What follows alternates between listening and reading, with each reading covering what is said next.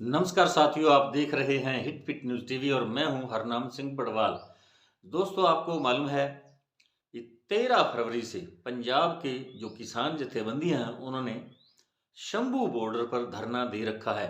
हालांकि वे दिल्ली जाना चाहते थे, लेकिन जैसा कि आपको मालूम है, केंद्र की सरकार पिछले अनुभव के तौर पर डरी हुई थी, क्योंकि 2 साल पहले भी किसान एमएसपी की मांग को लेकर हजारों की संख्या में दिल्ली की 4 बॉर्डरों पर एकत्र हो गए थे।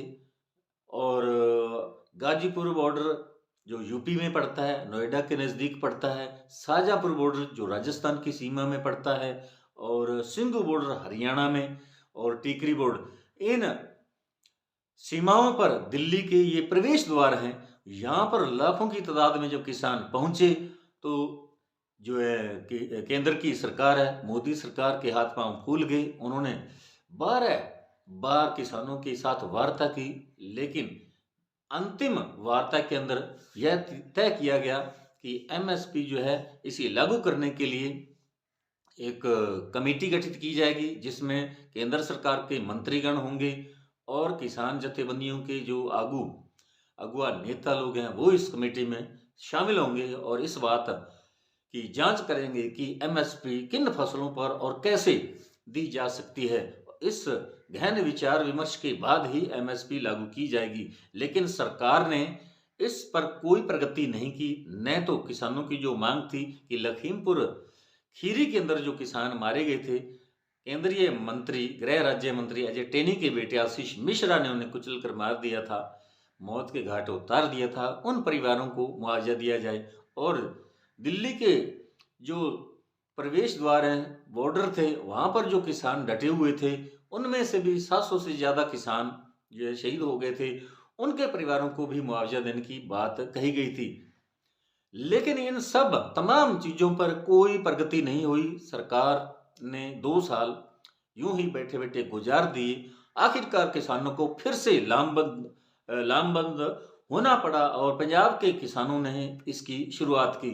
और पंजाब के किसानों ने यह ऐलानिया चेतावनी दी केंद्र सरकार को कि 13 फरवरी से पहले एमएसपी लागू नहीं की जाती। एमएसपी की जो मांग है किसानों की, उस पर कोई गौर फरमाया नहीं जाता, तो हम 13 फरवरी को दिल्ली की ओर कूच करेंगे।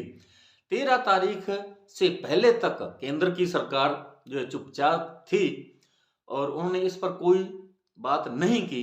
इसके बाद किसानों ने यह निर्णय लिया, पंजाब के जथेबंदियों ने जो एकत्र होकर दिल्ली की ओर कूच कर दिया। लेकिन जैसा कि आपको मालूम है, हरियाणा के अंदर भाजपा की सरकार है, इसलिए भाजपा के जो मुख्यमंत्री हरियाणा के मनोहर लाल खट्टर, उनको कहीं ना कहीं केंद्र सरकार ने या गृह मंत्री या मोदी ने उन्हें निर्देशित किया कि आप पंजाब के इन किसानों को हरियाणा की सीमा के अंदर घुसने ना दें, और अगर ऐसा होगा तो वो दिल्ली नहीं आ सकेंगे।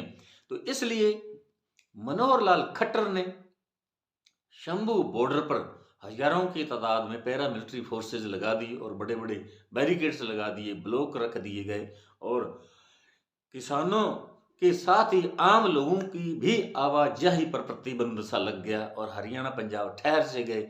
और इसमें परेशान किसान भी हैं और उस उनसे भी ज्यादा कहीं ना कहीं जो आम नागरिक हैं देश के, वो परेशान हैं। वो प्रतियोगी परीक्षाओं में भाग लेने वाले जो एस्पिरेंट्स हैं, प्रतियोगी परीक्षाओं के अंदर दूसरे राज्यों के अंदर जिनको जाना था, वो भी कहीं ना कहीं परेशान हो गए, क्योंकि उनके लिए कोई रास्ता नहीं बचा, कहाँ से होकर वो दूसरे राज्यों में जाएं। तो ये एक बहुत बड़ी विकराल समस्या बन चुकी थी। और इस बीच जब 13 फरवरी को भारी संख्या में, हजारों की संख्या में किसान लोग शंभू बॉर्डर पर एकत्र हो गए, उन पर पैरा मिलिट्री फोर्सेज ने ड्रोन द्वारा टीयर गैस यानी आंसू गैस के गोले भी दागे। बहुत सारे किसान, लगभग 200 से अधिक किसान घायल भी हो गए। कई लोगों की आंखों के भी रोशनी भी चली गई, ऐसा बताया जा रहा है। 2 किसानों की मौत भी होगी। इनके पीछे क्या कारण रहे, इसका भी अभी तक कोई खुलासा नहीं हुआ। लेकिन इसके बीच सरकार की आंखें खुली, उन्होंने किसानों को टेबल पर बुलाया, वार्ता शुरू हुई।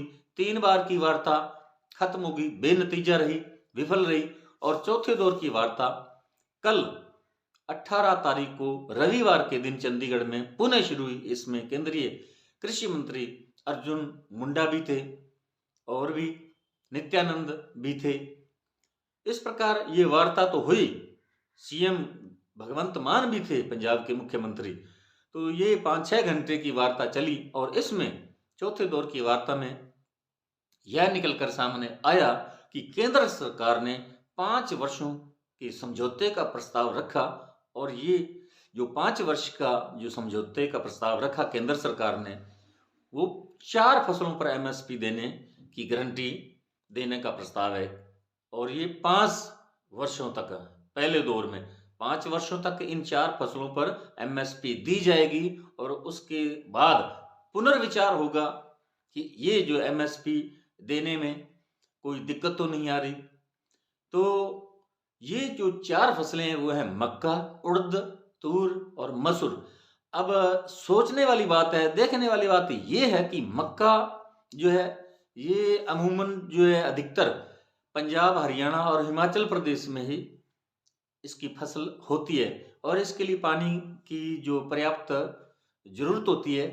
लेकिन जो राजस्थान है या मध्य प्रदेश है या बाकी के जो राज्य हैं, गुजरात है, महाराष्ट्र है, तो उनके लिए जो ये जो मांगे हैं, ये जो फसलें हैं 4, उनमें इनको कोई फायदा नहीं मिलने वाला, कोई लाभ नहीं है, क्योंकि राजस्थान के अंदर मक्का नाम मात्र का होता है और ज्यादातर राजस्थान के अंदर तो गेहूं और सरसों की फसल होती है या बाजरा ग्वार की फसल होती है, मूंग मोठ होता है।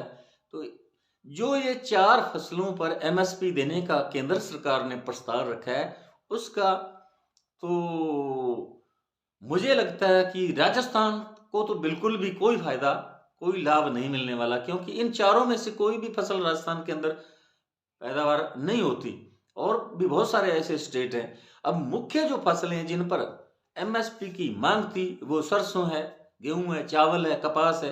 ये 4 जो मुख्य फसलें थी इन पर कोई एमएसपी नहीं दी जा रही। इनको छोड़कर मक्का, उड़द, मसूर, तूर, इन पर 5 वर्ष के लिए एमएसपी देने की गारंटी सरकार देने जा रही है। लेकिन किसानों ने दूसरी तरफ इस पर पुनर्विचार करने की बात कही। अब 20 या 21, आज 19 तारीख होगी, 19 फरवरी, यानी 20-21 तक का समय लिया किसानों ने, इस पर विचार विमर्श होगा।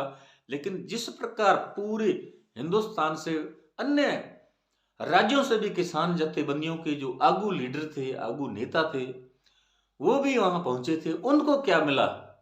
अगर इस प्रकार का समझौता होता है 5 वर्ष के लिए मात्र, यानी केवल 4 फसलें मक्का, उड़द, तूर और मसूर, इन 4 पर ही कोई समझौता होता है, तो मेरे ख्याल से ये हरियाणा, पंजाब और हिमाचल प्रदेश को इससे फायदा होने वाला है। एमएसपी का लाभ तो पहले से हरियाणा, पंजाब को अन्य राज्यों की बनिस्बत अपेक्षा इनको लाभ मिल रहा है, लेकिन दूसरे राज्यों को नहीं।